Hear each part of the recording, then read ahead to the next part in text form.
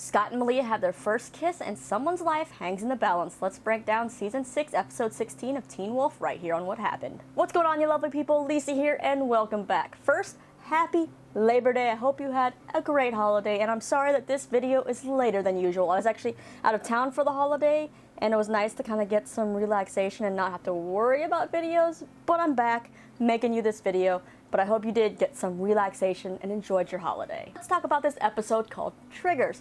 First up, Aaron and Gabe are policing the school, just cutting into kids' hands to see how fast they heal. Totally normal, right? Can we just take a minute here to point out they're using a scalpel, and yes, that scalpel is dirty. Yeah, they're not cleaning it in between takes. Health department might be coming after them for that one.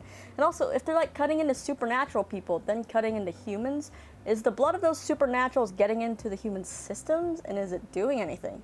I know, far-fetched, because it would take a lot of blood and a bite probably to actually make that happen. But still, these kids, if they're not passing around supernatural things, they are passing around some other things by just cutting kids open and not cleaning the scalpel in between. Well, a young Ed Sheeran, or just a little redheaded kid named Edgar, walks into school and sees everyone with their bandaged hands and knows that something is up.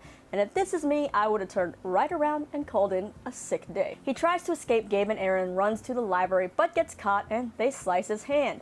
Edgar runs off to the locker room where Aaron goes alone after him. Edgar heals really fast, and when Aaron asks what he is, Edgar just sells out his entire family, saying they're all were-coyotes. After that, Aaron says that he is looking for someone who can do more than just shift, someone like him. Well, it looks like the Nukete has taken residence back into Aaron's body as the creepy spiders begin moving under Aaron's skin and transfer to poor Edgar. Nolan has an awkward meeting in Monroe's office with her and Agent McCall, where McCall is trying to get Nolan to give up the location of where Zhang and Tierney escaped to. Granted, they actually didn't escape, but he doesn't know that. Nolan then goes to the locker room where he hears poor Edgar, who is on the floor. Nolan sees all the bugs moving under Edgar's skin and gets that creepy-ass smirk on his face again, and then the spiders emerge from Edgar's mouth. Nolan then runs to get Gabe and Monroe tells him to get rid of Edgar, put him out of his misery, so Gabe is the one who steps up and strangles Edgar. But he kind of looks a little scared that he just killed someone. Monroe is still upset with Nolan, it seems like, for being a little pussy, but the looks on Nolan's face just make it seem like he's actually getting off on Edgar dying or something. Like, there's something going on in his head. Like, is this kid bipolar, crazy, supernatural? What is he? Nolan also hesitated on moving to kill Edgar since he's a kid from Nolan's trig class. So yeah, if Nolan is really gonna make a good hunter, he has to kind of get over this personal stuff and really prove himself. In class, Nolan can't concentrate and sees Mason taking a bunch of blankets and stuff out to his car and a lovely ad for Toyota. Nolan follows Mason, who is heading to the Hill Valley Zoo, where unfortunately Doc Brown and his DeLorean are not waiting to make them time travel to a safer place. Turns out all this part of the pack's plan, as Mason is luring Nolan out to the zoo to make Nolan think that the pack is staying there. Turns out it's just Theo and Liam. They're acting as a decoy while Lydia, Scott, Malia, and Argent go to try to break into Gerard's armory and destroy the weapons. When Nolan's backup arrives, it ends up only being 2 hunters, which throws a wrench in everyone's plan, as most of the hunters are still at the armory, so the other group can't break in. Theo decides to take matters into his own hands and starts fighting with Liam and calling out Scott and Malia's name in order to make Nolan and the other hunters think the whole pack is really there and they need to call for more backup. Just like the bathroom scene in the last episode, I am loving Theo and Liam and the dynamic here. Like, seriously, forget the whole Teen Wolf reboot. I would just watch a spin-off of these two, and you add in Mason, I am totally there. The hunters take their bait, and soon Gerard, Monroe, and all the hunters are at the zoo. Theo asks Liam why he picked the zoo for their plan, and Liam says in hopes that all the roads would confuse the hunters, but it turns out that he subconsciously picked it for another reason. Gerard gives Nolan a crossbow and tells him to take the south side and shoot to kill, but Monroe doesn't think that's a good idea. Nolan might get himself killed, but you know Gerard, he has no heart, doesn't seem to have a problem with that. Meanwhile, Theo and Liam, they've continued their play fighting, kind of turned into some real fighting because, you know, you don't cut another man's shirt. Theo is now trying to calm Liam down, who is now starting to get angrier and wolfing out, when Theo says that something has been triggering Liam. What is it? Then Nolan shows up with his crossbow, Liam tackles him before Nolan can get a shot off, and then we see why it's the zoo that's been triggering Liam. He has a flashback to his time at Devonford when he lost the game for the lacrosse team, and Brett and the rest of the team put Liam in a cage at the zoo and chucked lacrosse balls at him. Brett really was kind of a dick, wasn't he? When Liam snaps out of his dream, Nolan is still there pointing the crossbow at him,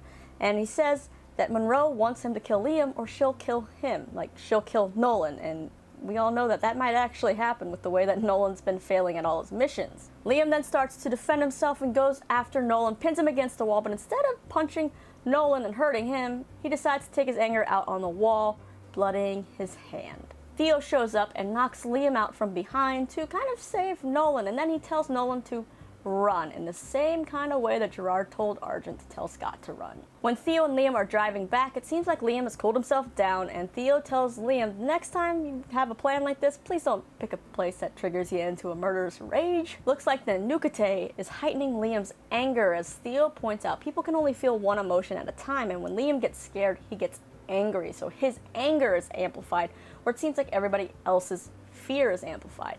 Liam then ponders, well, what do you think that Nukete is going to do to everyone else if it can do this to me? And that is quite a good question, Liam. So Agent McCall is back in town and is trying to find out what happened to Zhang and Tierney, like I mentioned earlier. He even pays a visit to Gerard at the armory to make sure all the licenses and whatever for the guns are good. Well, it seems like McCall wasn't planning on Gerard having so much firepower, so he goes to Melissa to try to get her to spill where Scott is so he can warn Scott, because we all know that McCall can't go back to the FBI and talk about this supernatural stuff. Melissa just tells Agent McCall not to worry, it's Scott's turn to do his job and he has a plan.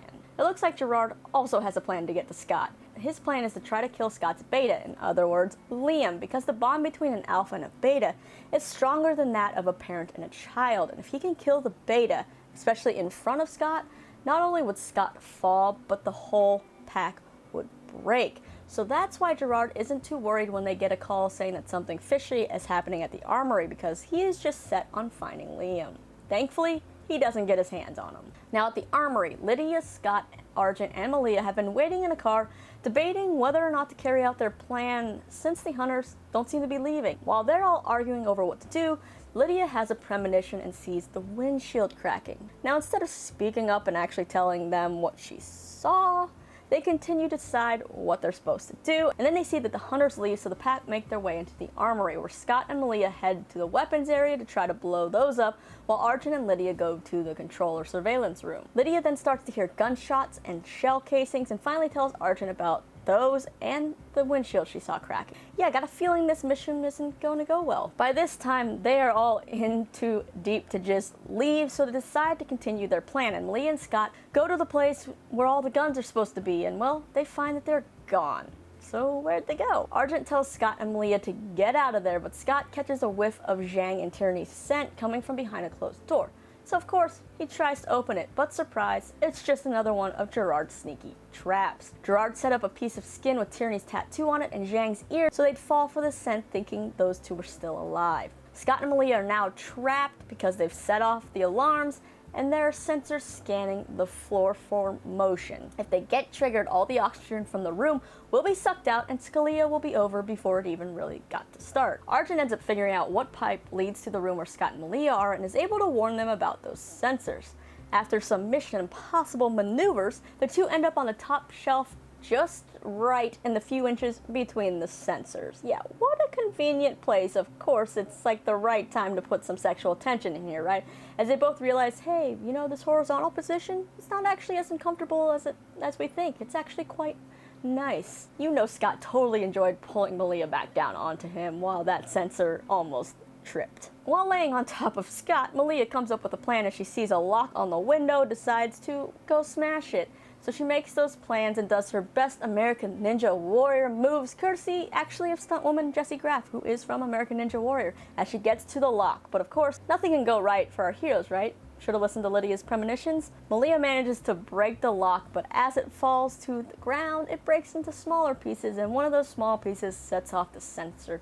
And now Scalia are just stuck in each other's arms, grasping for air. Argent and Lydia decide, okay, we should probably get up and do something now, as hunters are now closing in on the room where Scott and Malia are, so they go and they finally kick some butt. Lydia also has another premonition here where she's back at Scott's house and hears the windows breaking and stuff. Now, chatty Malia decides to not conserve her oxygen and starts rambling to Scott a million times about how she's not going to die there. She's only 18 and has too many things left she wants to do. Lydia then saves the day because even though the door leading to where Scott and Malia are is bulletproof, it is not banshee-proof. When Gerard and Monroe return to the bunker, they see the map they had on the wall is missing, and Monroe is worried the pack will find out their plan. She continues to get mouthy with Gerard because she's just flat out annoying, and I'm honestly surprised Gerard has put up with her for this long. He tells her to remember what he said about the alpha and the beta, and don't make the mistake of thinking that applies to them. Ouch, yeah. Take that as you're disposable to Gerard Monroe, so be careful. You mouth off a little bit more, Gerard has no heart. He has no problem killing you. Back at the McCall house, nothing says let's have our first kiss like almost dying in each other's arms. That's right, live like you're dying, right? Well, Malia tells Scott one of those things she wanted to do that she hasn't done yet is kiss him, and you know what? Make out. That's what they do. Kissy, kiss, kiss, kissy face. Now, while those two are upstairs making out, Melissa, Argent, Lydia, and Mason are downstairs looking at the map they stole, and Argent says all the markers on the map are nematons, which are basically supernatural beacons, and they realize that Gerard and his hunters aren't just planning on taking out Beacon Hills with the supernatural. They're trying to wipe the supernatural beings from the entire world. Like, those are some pretty high goals there. Agent McCall then shows up and tells them that Gerard has distributed all of his weapons legally and for free to the citizens of Beacon Hills. Yeah. And then Lydia hears windows breaking again and tells everyone to get down as arrows and gunfire begin to take over. The episode ends with Scott looking over in the direction of Argent and Melissa to see a bloody hand go up in the air. And yes, someone has been shot. And I'm guessing since we've seen Melissa in a hospital bed in the trailers for this season, it is unfortunately her. And all I have to say is, Teen Wolf, please don't kill Melissa. Don't do that. I already got upset when Riverdale, if you have, not going to say that because maybe you don't watch Riverdale. I don't want to spoil it for you. Alright, so that is it for this episode. Like I said, I love all the Theo and Liam back and forth. The I broke your nose 3 times, so I'm just going to punch you out 5 times. And even though they fight and pretend like they hate each other, they really do understand each other and would totally have each other's backs. And I love that. Plus, they're just freaking funny together. Now, the Nukete is still out there looking for its other half, and I know some people think it is Nolan. And part of me seems to agree with this because we get those weird, creepy looks that Nolan always has. He kind of seems to go in and out of, like, being present, but then, like, being someone else or somewhere else, maybe. But also, think about it, Aaron's been around Nolan so many times. Wouldn't Aaron and the Nukete in him have sensed that Nolan is different if Nolan really is the other half? Is Nolan some kind of supernatural? We just don't know it yet, and he doesn't know it yet. Honestly, maybe someone should go cut Nolan with that dirty-ass scalpel and see if he heals. Also, Nolan has to turn out to be someone kind of important for the season, right? Otherwise, why would he be getting so much story time and screen time? He has to be the key to something. Also, what is the pack now going to do now that all of Beacon Hills is armed and looking for them? And not just armed, like heavily armed. I don't know, so let's just take a look at the promo for next week. Next on Teen Wolf. What's the plan? We fight back. I swear, I don't know what happened to Scott's house. Gerard has an army. I can offer you guidance. So help us stop him.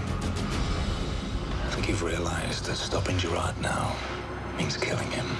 Well, it looks like Deucalion is back, and you know what? I'm okay with what he says there. Killing Gerard, totally fine with it. In the next episode, Jackson and Ethan are also back, and in another clip that was released, they get captured and tortured by Monroe, who wants to know where Scott is. Things are starting to get juicy finally, with only 4 episodes of Teen Wolf yet. It's still kind of settling in, it's a little sad, but there's still a lot of things to look forward to. We still have to wait for Stiles and Derek to return to Beacon Hills, as well as Kate, and also that Scalia shower scene they've been teasing all season hasn't happened yet either. Now it's time for you to sound off down in the comments below and let me know your favorite and least favorite parts of this episode. My favorites, Lydia kicking some ass, and Theo and Liam, of course. Least favorite, anything with Monroe. Let me know also your theories about who the other half of the Nukete is, what's Nolan's real purpose, and who you think got shot. Do you agree that it's Melissa? Then you can click right over here to see my interview with the boy band in real life, or my interview with Jordan Rodriguez and Christine Prosperi, where they reflect on their time on the Fosters and Degrassi. If you like what you see, feel free to hit that little thumbs up and subscribe, because I will be here talking about nerdy stuff all the time, because nerdy stuff happens literally all the time. I'm Lisa, thanks so much for hanging out with me.